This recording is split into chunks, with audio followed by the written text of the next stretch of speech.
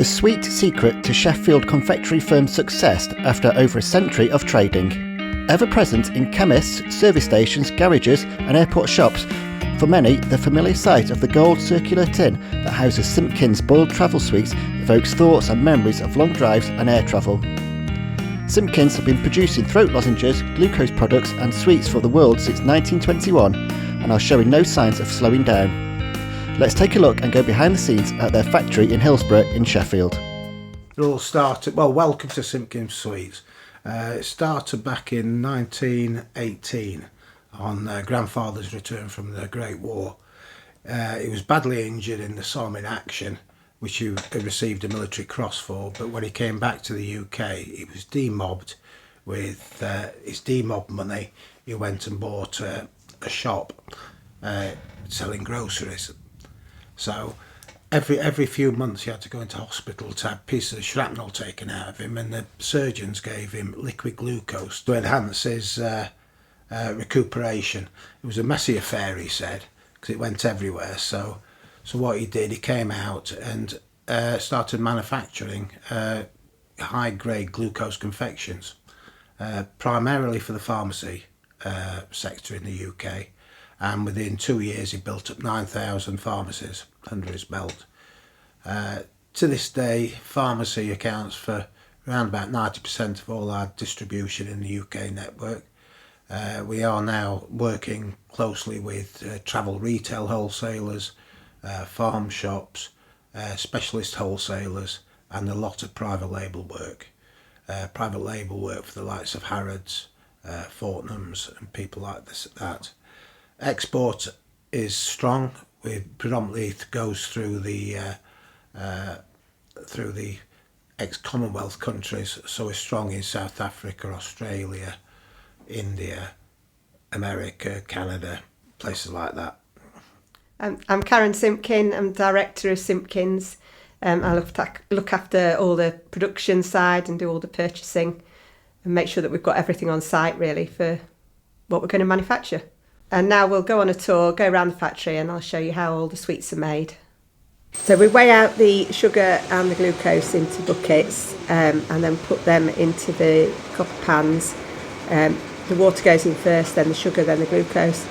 The paddles are turned on and it's heated up until it gets to 135 degrees centigrade.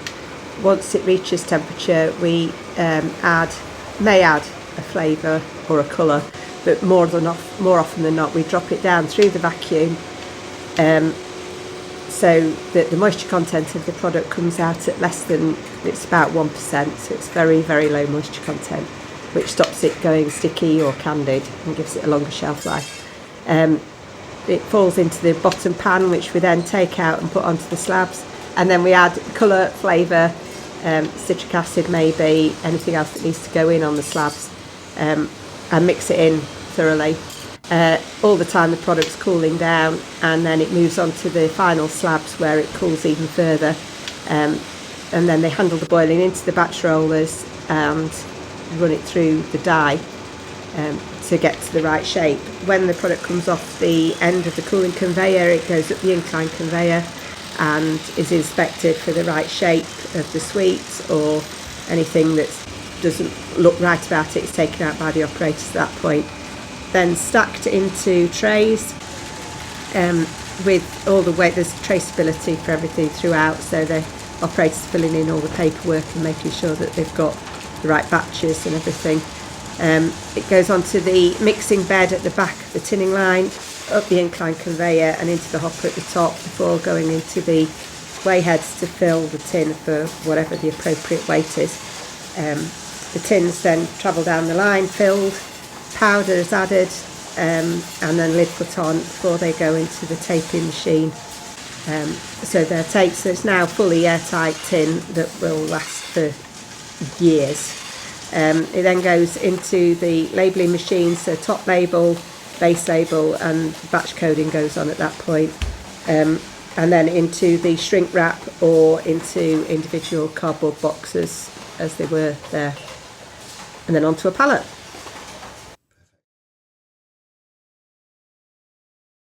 Well, we've got thousands of them, far too many, but we've got to cater for everyone's taste.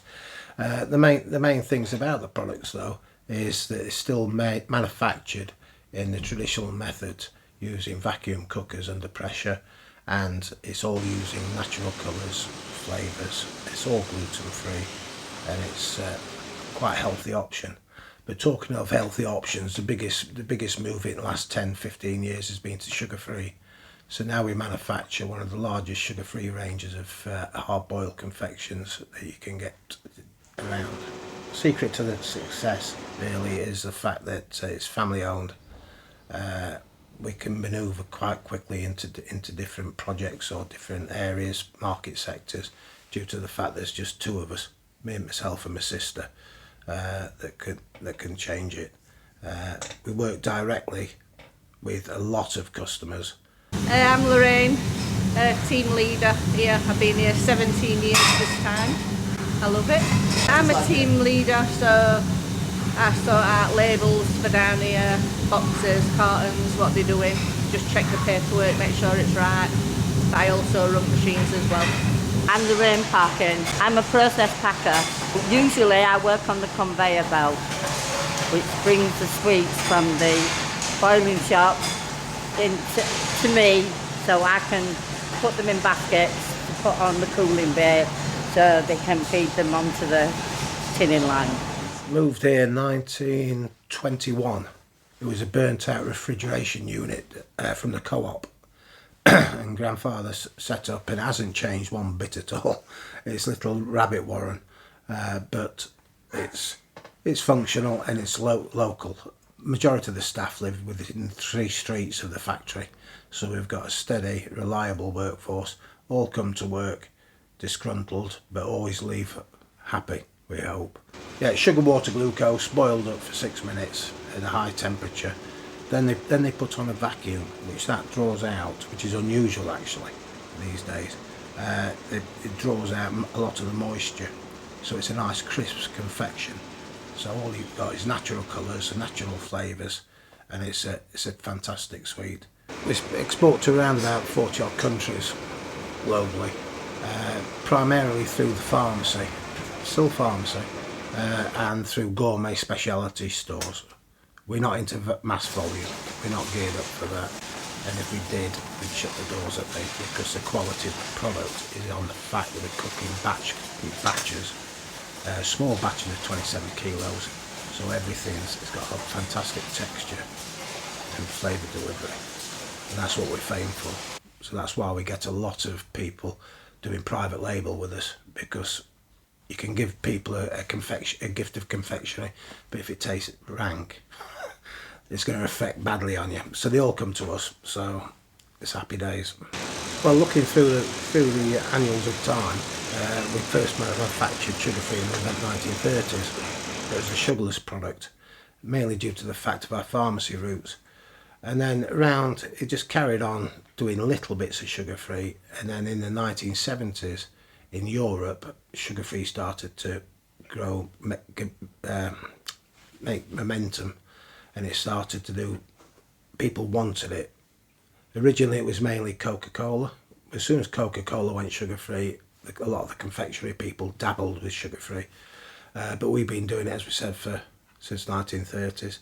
And it's an easy move for us to move straight into the pharmacy network and hospital shops. How many varieties do you make? Oh, a lot. We've got, I think there's 14 different flavours of the standard travel tin, and then we do special ones for other customers. The line that was going through today was mixed mints for America, which has different colours and flavours in it to that for home. So because they're not allowed certain colours in. So it varies depending on the customer, the country, and where it's going. What do you think the future is for Simpkins? You've been going 100 years, another 100? Not for me personally, but no, it's 3rd generation now, so fingers crossed the kids will come in for the 4th generation, and they come in every so often for work experience and things like that. So it's looking good.